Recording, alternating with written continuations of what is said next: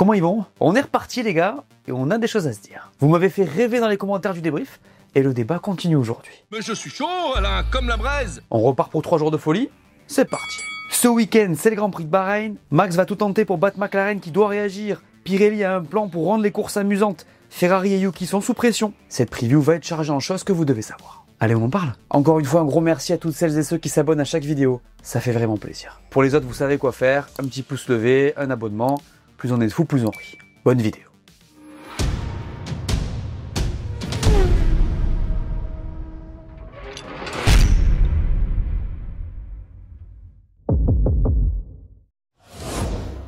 Red Bull vient de remporter le Grand Prix du Japon. Mais il y a quelque chose qui se cache derrière la victoire de Max. Et oui, la voiture est loin d'être parfaite. Elle en est même très loin. Max a fait une pole incroyable, il a fait une course parfaite, mais selon lui, la RB21 n'est réglée qu'à 25% de son vrai potentiel.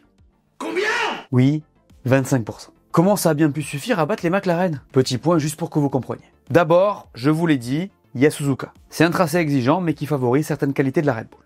On a vu la RB21 y exceller dans les virages lents, la traction et au freinage. Là-dessus, la voiture est solide. D'ailleurs, élément important, cette année les pilotes peuvent monter sur les vibreurs sans trop de problèmes, un vrai progrès par rapport à la RB20 qui avait un comportement plus instable. Mais le vrai problème de cette voiture, c'est la gestion des pneus. Ça par contre, c'est un vrai point fort de McLaren. Sur les courses comme l'Australie ou la Chine, Red Bull a souffert de ce problème, on l'a vu, mais au Japon la dégradation était faible, ce qui a permis à Max de faire ce qu'il a fait. Zéro erreur, cyborg, tu connais. Maintenant, le côté technique. Le gros point faible, c'est l'équilibre de la voiture en virage. Et Max le dit lui-même. On connaît notre limite, il faut qu'on bosse dessus. C'est pas encore réglé, j'espère que ça le sera bientôt, mais j'ai pas de calendrier. Donc on est clairement dans le flou. Ce qui est fou par contre, et on l'a vu en ce début de saison, c'est que même réglé à 25%, cette voiture reste compétitive. Dans les mains de Max, j'entends. On l'a déjà dit, il fait des miracles, c'est monstrueux, mais faut que ça change. Ça peut pas durer, on ne jouera pas les championnats comme ça. Après, il y a quelque chose qui pourrait jouer en leur faveur. Et oui, je vous l'ai dit, il y a un changement de règle sur la flexibilité des ailerons avant qui arrive, et qui est donc prévu pour le Grand Prix d'Espagne. Cette nouveauté pourrait pénaliser certaines équipes qui exploitaient la flexibilité à fond, et McLaren est clairement dans le viseur. Écoutez Christian Horner.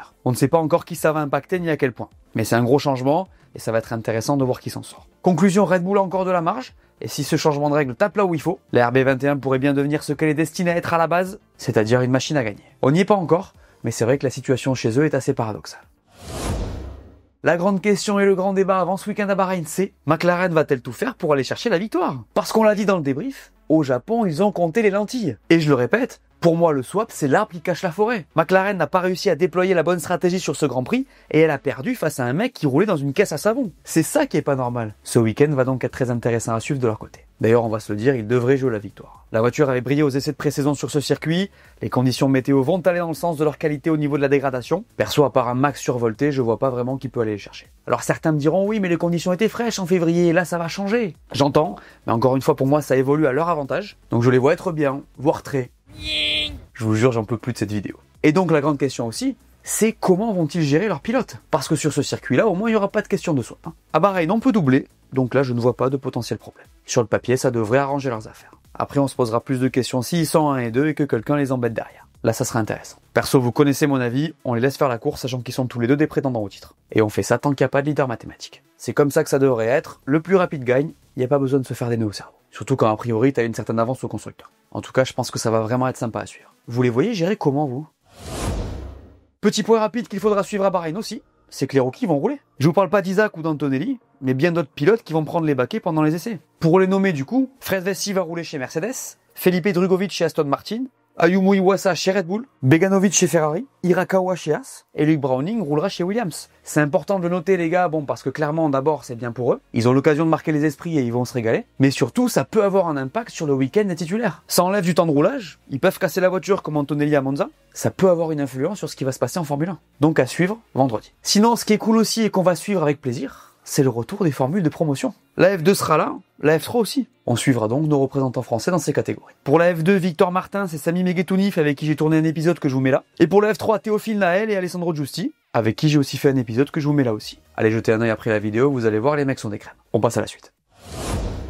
Vous vous êtes amusé pendant le Grand Prix du Japon? Je ne crois pas, non. On est bien d'accord, c'était une purge absolue. On l'a dit. Une procession, une sieste, tout ce que vous voulez. 15 dépassements après le premier tour, vous voulez notre stat ou ça suffit? Je crois que c'est bon, non? Mais pourquoi du coup? Plusieurs raisons. Un resurfaçage de la piste, le Dirty Air qui est particulièrement présent ce début de saison, et une gamme de pneus trop durs sélectionnés par Pirelli pour ce Grand Prix. Ces pneus qui sont nouveaux cette saison, je vous le rappelle. Ce qui d'ailleurs a amené Fred Vasseur à dire ça. Ça sera probablement un championnat de qualification.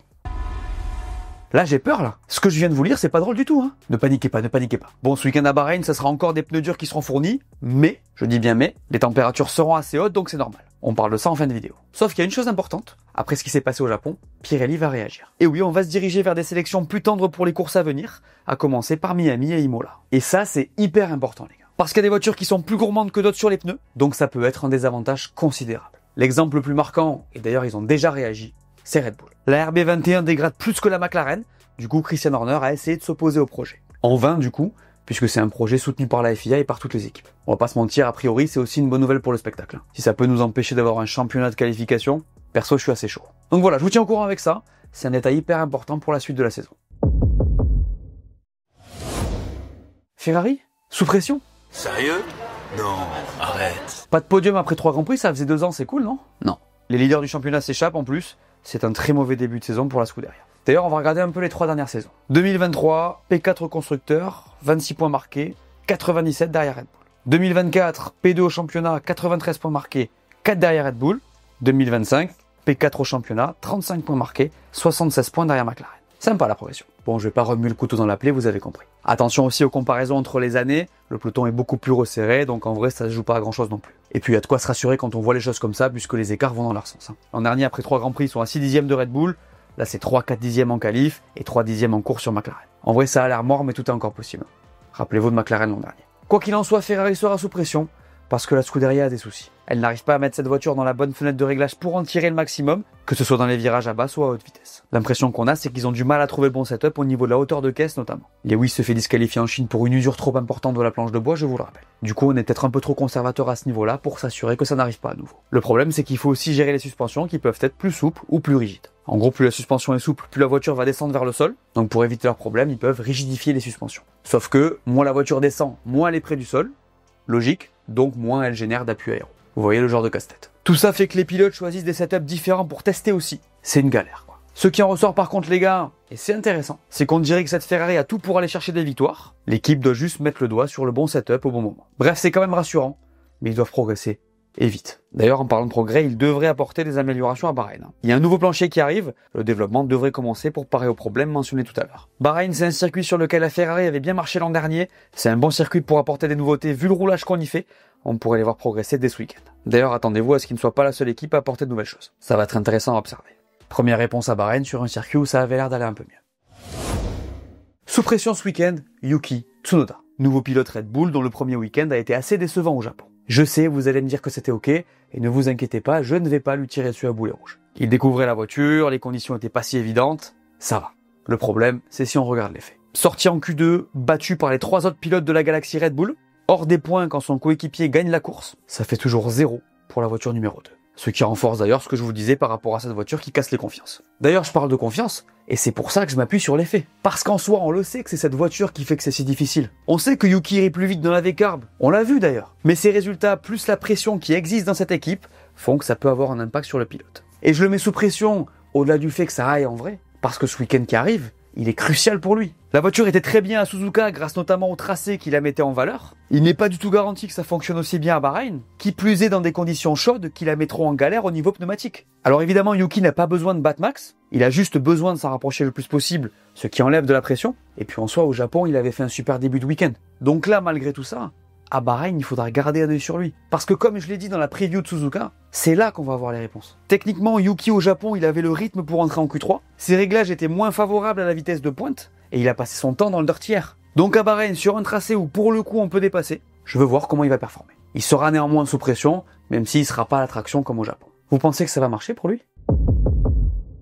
J'avoue, sur la dernière, j'ai peut-être été un peu optimiste. Lawson dans les points sur sa première course dans une première voiture, j'aurais peut-être dû vous parler d'Isaac. J'espère qu'il m'en voudra pas. Dans tous les cas, j'ai envie de reprendre du service cette semaine. Le partenaire de cette vidéo, comme d'habitude, c'est Winamax. Et aujourd'hui, Jean-Michel Prédiction te propose tout simplement la meilleure offre qui existe sur la F1 en France. Winamax et Jean-Michel Prédiction, maintenant tu connais l'offre spéciale. Tu cliques sur le lien, tu fais ton premier dépôt, et c'est là que la régalade arrive. Ce dépôt sera instantanément doublé en pari gratuit, et Winamax t'offre 10 € en plus en cash. Donc par exemple, si tu déposes 20 €, tu auras 40 balles en pari gratuit plus 10 € offerts par Winamax, ce qui fait 50 € pour parier.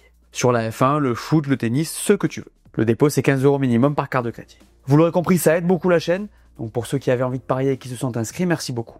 Évidemment, je vous mets tous les liens en description. Et ce week-end, j'ai envie de croire à du changement. j'ai envie de croire à de la nouveauté. Je sais pas, je sens que sur ce circuit, on pourrait voir une nouvelle hiérarchie. Oui, je vous regarde, vous. Les tifosi. Messieurs, dames, à Bahreïn, et pour la première fois de la saison, on va voir au moins une Ferrari sur le podium. Mais non! Mais si. Enfin, on va essayer. Les codes, c'est comment? Alors, pour la victoire, c'est très serré entre les McLaren qui sont devant Max malgré la masterclass du Japon, alors que George Russell étalonne devant les Ferrari qui sont à des années-lumière selon les bookmakers. Côté podium, c'est toujours assez intéressant chez Russell et les Ferrari sont juste derrière. Je te rappelle que si t'es pas majeur, tu n'es pas concerné et que pour gagner de l'argent, le mieux c'est de trouver un travail. D'ailleurs les gars, à partir d'aujourd'hui, on va mettre en place un nouveau truc sympa dans la preview. C'est que vous allez me faire votre meilleure prédiction pour le GP qui arrive en commentaire. Je vais en sélectionner 2 que j'affiche dans la preview suivante. Et à la fin de la saison, il y aura aussi un gros cadeau à gagner, dont le gagnant sera tiré au sort parmi ceux que j'aurai affichés. Donc une chance sur 42 de gagner, ce qui est plutôt pas mal. En gros, c'est comme la question du jour, mais pour les previews. Et allez-y sur absolument ce que vous voulez. Y a pas de contrainte. Allez à vos claviers et soyez concentrés. Tu me fais ta prédiction ? Bahreïn 2014. La toute nouvelle ère hybride de la Formule 1 vient de commencer et une équipe domine déjà tout. Mercedes. Lewis Hamilton et Nico Rosberg, coéquipiers mais aussi rivaux, s'apprêtent à livrer un duel inoubliable sous les projecteurs du désert. Rosberg est en pole, il veut marquer son territoire après sa victoire en Australie. Mais au départ, Hamilton lui saute dessus. Les roues se frôlent, Rosberg tente de résister, mais Hamilton ne lâche rien et prend la tête. Les 2 pilotes s'échappent, ils sont seuls au monde. Mercedes leur donne liberté totale pour se battre. Le seul problème ? Ils ne sont pas sur la même stratégie. Hamilton est en tête, mais Rosberg aura l'avantage des pneus plus rapides en fin de course. Tour 40, safety car. Tout le peloton se regroupe. Mauvaise nouvelle pour Hamilton, son avance s'évapore. La bataille va reprendre. Et la relance est folle. Rosberg attaque immédiatement, à l'extérieur, à l'intérieur. Il tente tout, mais Hamilton ferme chaque porte, défend à la perfection et garde la tête. Tour après tour, Rosberg revient. Il est plus rapide. Il est dans la zone DRS, mais Hamilton résiste à chaque attaque. Virage après virage, Rosberg plonge, mais Hamilton tient bon. Dernier tour, dernière chance. Mais Rosberg n'a plus de pneus. Il a tout donné. Lewis s'envole vers la victoire. Il remporte le Grand Prix de Bahreïn après l'un des plus grands duels de l'ère moderne. Il y aura un avant et un après Bahreïn 2014. On peut le dire, ce duel dans le désert, c'était juste le début d'une rivalité légendaire. Alors, ce circuit de Bahreïn que vous connaissez bien. Je vous rappelle que c'est là qu'ont eu lieu les tests de pré-saison. Et ben mine de rien, ça commence à faire un bail que le circuit est au calendrier, puisque le premier Grand Prix a eu lieu en 2004, donc il y a 21 ans. On est sur un tracé assez complet où il se passe pas mal de choses, dont des dépassements. On fait un tour ou quoi? C'est parti dans cette longue ligne droite descendante sur laquelle vous verrez probablement le plus de dépassements. Grosse pleine charge ici, sur le 8e rapport, avant de freiner le plus tard possible pour le premier virage qui est un peu vicieux. On descend les rapports jusqu'en seconde ici et attention à la réaccélération vers le numéro 2. Là, c'est à fond dès que possible pour enchaîner sur la deuxième ligne droite de ce circuit. Le DRS y sera disponible, donc vous verrez des dépassements ici. Attention au freinage à ne pas sortir trop large. Le virage 5 marque le début du secteur 2 avec un enchaînement rapide qui débouche sur l'épingle du numéro 8. Et là, attention, parce qu'on va remonter à fond vers le 9 puis descendre vers le 10, qui est le virage le plus compliqué de ce circuit. Le virage à gauche comme ça en descente, ça bloque souvent et ça peut ruiner un tour. À la sortie, c'est à fond vers le 11. À noter qu'on aura une zone DRS ici aussi. Au prochain freinage, on descend en 4 et il faudra remettre les gaz le plus tôt possible pour remonter vers le 12 et le 13 qui marqueront la fin de ce deuxième secteur. La suite, c'est simple, c'est une nouvelle ligne droite sans DRS cette fois. Ici, les pilotes utiliseront l'aspiration pour se rapprocher de la voiture qui les devance, pour être dans la seconde et avoir le DRS par la suite. Enfin, les pilotes négocieront les virages 14 et 15, où il faudra faire attention à la motricité pour accéder à la ligne droite en toute confiance. À partir de là, c'est à fond, et c'est la fin de ce tour. Vous aimez ce tracé? La météo de ce week-end. Vendredi, il fera entre 24 et 32 degrés sur la journée, donc chaud. Samedi, pour les qualifs, ce sera à peu près pareil avec un peu de vent. Et dimanche, ce sera un peu plus chaud, assez humide aussi, et il devrait y avoir un peu de vent. Le programme du Grand Prix de Bahreïn. Vendredi à 13h30, on aura les FP1 et à 17h les FP2. Samedi à 14h30, ce sera les FP3 et à 18h les qualifs. Et dimanche à 17h, le Grand Prix. Pour ma part, je serai en live sur Twitch pour les qualifs et la course. Et samedi, je serai chez Winamax pour pole position. Les gars, comme d'hab maintenant, je vous renvoie vers une de mes vidéos dont le sujet devrait vous plaire. Et aujourd'hui, je vous recommande ce contenu sur comment la Formule 1 est filmée. Je passe tout en revue, vous allez voir, c'est une dinguerie absolue. Régalez-vous. On se voit pour le débrief. Voilà, merci à tous de m'avoir écouté, j'espère que cette vidéo vous a plu, laissez-moi un pouce bleu, dites-moi en commentaire ce que vous pensez qui va se passer ce week-end. N'oubliez pas d'aller voir mes dernières vidéos que vous n'auriez pas vues, dites-moi tout, et on s'abonne. Allez, ciao!